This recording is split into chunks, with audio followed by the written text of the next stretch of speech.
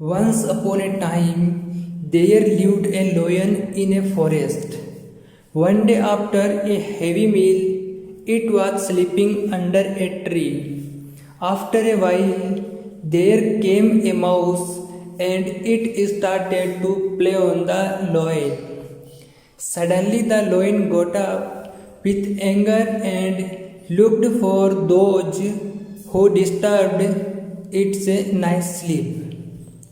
Then it saw a small mouse standing trembling with fear. The lion jumped on it and started to kill it. The mouse requested the lion to forgive it. The lion felt pity and left it. The mouse ran away. On another day, the lion was caught in a net by a hunter. The mouse came there and cut the net. Thus it escaped. Thereafter, the mouse and the lion became friends. They lived happily in the forest.